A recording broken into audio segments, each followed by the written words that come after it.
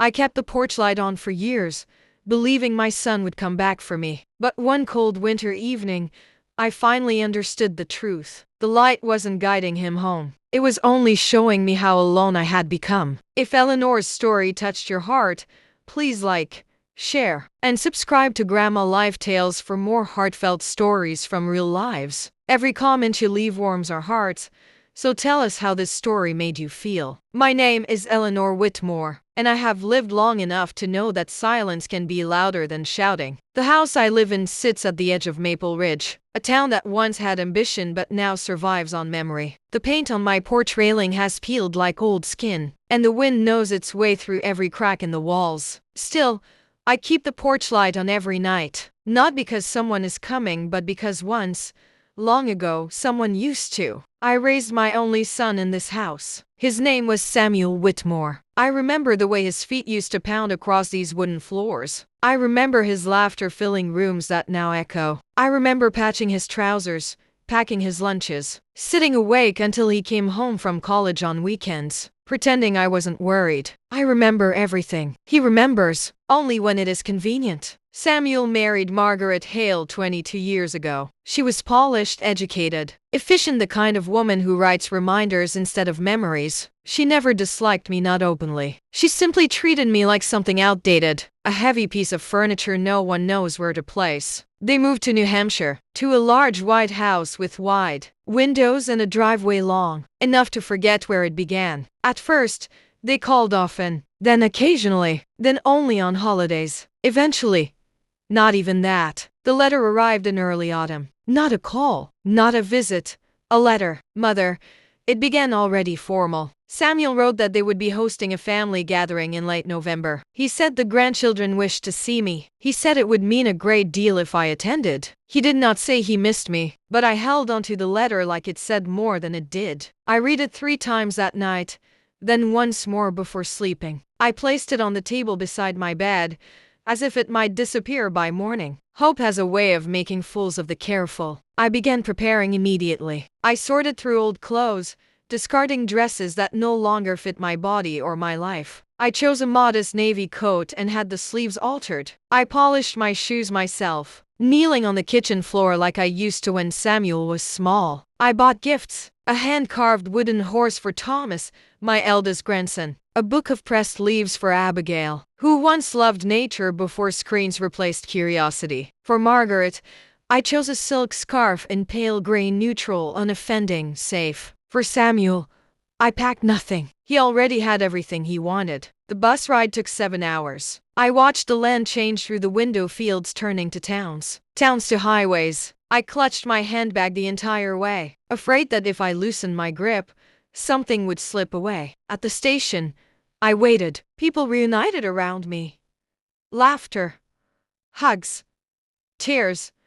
I stood near a bench, straight-backed, alert. I did not sit. Minutes passed, then more. I checked my watch, then my phone. No messages. Then my phone vibrated. Not a call, a notification. Margaret had posted a photograph online. They were gathered around a long dining table, candles lit, plates full. Samuel smiling broadly, one arm around his wife. The children laughing, faces flushed with warmth and belonging. The caption read, "Grateful for family and togetherness." I was not in the picture. Not late, not missing, not forgotten, just excluded. I left the station without speaking to anyone. The cold cut through my coat as I walked with no destination in mind. My suitcase rolled behind me, its wheels rattling against uneven pavement. After some time, I found a small chapel. The doors were open. Inside, it was warm. I sat in the last pew and let my hands rest in my lap. I did not pray. I did not cry. I simply breathed. For the first time in years, no one needed anything from me. That night, I stayed in a modest boarding house. The room smelled faintly of soap and old wood. The bed was narrow but clean. I sat on its edge and removed my shoes carefully, as if manners still mattered even when no one was watching. My phone rang. Samuel. I let it ring. Then a message appeared. "Mother, where are you? We thought you were arriving tomorrow." Tomorrow, as if dates mattered more than presents. I turned the phone face down. In the morning, I walked to a nearby cafe. I ordered tea and toast and watched people through the window. Young couples, old friends, families moving together, instinctively aware of one another. I realized something then. I had spent years shrinking myself so I wouldn't be a burden. Years accepting crumbs because I didn't want to seem ungrateful. And still, I was unwanted. The problem had never been me. I went to the bank that afternoon. I spoke calmly, clearly. I asked them to end all recurring transfers to Samuel's accounts. College funds for grandchildren would remain but nothing else. The clerk hesitated. "Are you certain?" she asked gently. "I have never been more certain of anything," I said. Before returning home, I stopped at the post office. I wrote to Abigail. I told her stories, real ones. About her father as a child. About the house on Maple Ridge. About mistakes and forgiveness. And the cost of forgetting where you come from. I did not accuse. I did not beg. I simply told the truth. When I returned to Maple Ridge, the house greeted me the way it always had, with familiarity, not enthusiasm. I unpacked slowly. I placed the gifts back in their boxes. Then I did something I had not done in years. I turned off the porch light. Margaret visited 2 weeks later. She arrived unannounced, heels clicking sharply against the porch steps. She looked around the house as if inspecting something for flaws. "You embarrassed Samuel," she said without greeting. I nodded.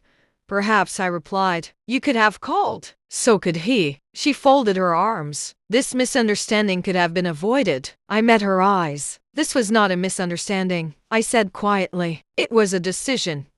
Yours.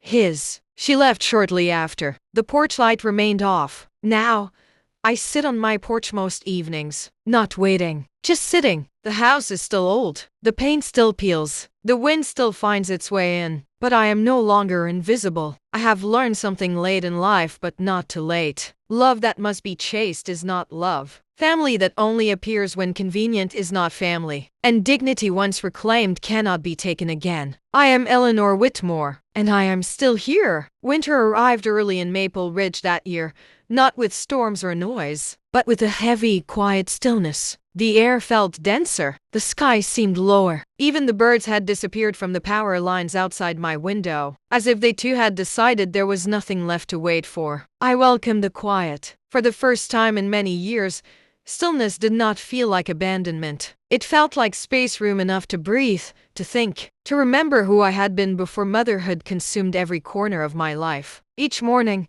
I woke before sunrise. I brewed tea and sat by the window with my knitting, watching the pale light crawl slowly across the frozen yard. I no longer checked my phone first thing. I no longer waited for voices that rarely came. Samuel did not call. Margaret did not write. And strangely, the absence no longer hurt the way it once had. I began sorting through the house, room by room, not with sadness but with purpose. In the hallway closet, I found Samuel's childhood coat, the one with the torn sleeve I had patched so many times it looked like a quilt. I held it for a long moment, then folded it carefully and placed it in a donation box. Some memories are meant to be honored, others are meant to be released. In the attic, dust clung to my hair and clothes as I opened boxes untouched for decades. School drawings, handmade cards, newspaper clippings from Samuel's college graduation. I kept a few, let the rest go. Letting go, I learned, does not erase love. It simply stops it from owning you. Abigail called every Sunday afternoon, not because she had to, but because she wanted to. She told me about her studies, about how college felt both exciting and terrifying. She asked about Maple Ridge, about the history of the house, about her father when he was young. Sometimes she apologized. "I should have visited more," she said once. I stopped her gently. "Guilt is heavy," I told her. "Don't carry it where it doesn't belong." She was quiet for a moment. "I don't want to be like them," she finally said. "You won't be," I replied, "because you're asking." In February, a letter arrived. Handwritten. Samuel's handwriting had changed over the years. Sharper, faster, impatient. Still, I recognized it immediately. He wrote about misunderstandings, about stress, about how busy life had become. He wrote about how Margaret felt I had overreacted. He wrote about how hurt he was that I had cut him off financially without warning. He did not write the words "I'm sorry." I read the letter once. Then I folded it and placed it in the drawer beneath my bed. Not everything deserves a response. Late one evening, as I carried laundry down the stairs, my foot slipped. The pain came suddenly sharp, unforgiving. I lay at the bottom of the staircase for what felt like a very long time, staring at the ceiling. The house did not move. It simply stayed as it always had, unchanging, silent. I managed to reach the phone. I did not call Samuel. I called Mrs. Holloway, my neighbor of 30 years. She arrived within minutes, wrapped in a shawl and worry. At the hospital, the doctor said my hip was fractured, not shattered, but enough to slow me down. Recovery will take time, he said gently. Time. I had plenty of that. Abigail arrived 2 days later. She walked into the hospital room breathless, eyes wide with concern. I came as soon as I heard, she said, gripping my hand. She stayed. She spoke to doctors, took notes, brought fresh clothes from home. She brushed my hair when my hands trembled too much. Samuel called once. Just once. Why didn't you call me first? He asked. I closed my eyes. Because I needed help, I replied quietly. And you were busy. There was silence on the other end. Then excuses. I ended the call early. I returned home with a walker and strict instructions. The house felt different now. The stairs looked steeper, the rooms larger, emptier. Abigail insisted on staying. We moved my bedroom downstairs. She cooked, cleaned, sat with me in the evenings, reading aloud from books she knew I loved. One night, she asked softly, Grandma, why did you stay quiet for so long? Because women of my generation were taught that endurance was love, I said. We believed staying silent made us strong. And did it? She asked. It made us invisible, I said. Word of my fall reached Samuel eventually through family, not me. He arrived unannounced one Saturday morning. He stood in the doorway, uncertain, as if unsure whether he was welcome. You look older, he said. So do you, I replied. He looked around the house, noticed the walker, the rearranged furniture. You should have told me, he said. I did, I answered calmly. For years. He sat down heavily. Margaret did not come. We talked, or rather, he talked about responsibility, about misunderstandings, about how difficult it was to balance life. When he finished, he waited. I didn't stop loving you, I said slowly, letting the words settle. I stopped disappearing for you. He frowned. I never asked you to. Yes, you did, I interrupted gently. Every time you forgot me and expected me to understand. Before leaving, he hesitated. Margaret thinks you've turned Abigail against us, he said. I laughed softly. No, she simply saw what was always there. He left without another word. By spring, I could walk again slowly, carefully, but independently. The porch light remained off. Abigail graduated that year. She invited me to sit in the front row. She introduced me proudly to her friends. This is my grandmother, she said. She taught me how to survive with grace. Samuel attended the ceremony. He clapped politely. He did not approach. Now,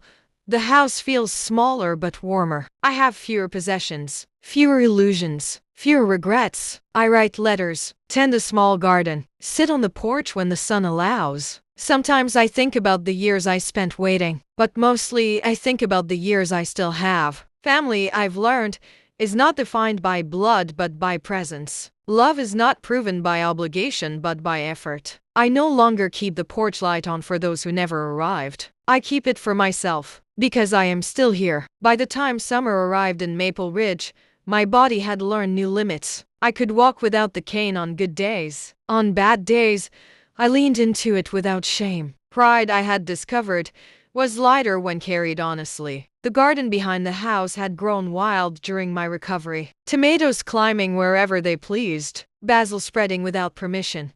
I let it. Control, like waiting, was something I had outgrown. The porch light stayed off, not out of bitterness, out of clarity. At night, I sat in the old rocking chair, listening to cicadas and the distant sound of trains passing through towns that no longer remembered my name. For the first time in years, I did not feel forgotten. I felt finished with waiting. Late in July, a call came. Margaret's name appeared on my phone. I considered letting it ring. Old habits die slowly.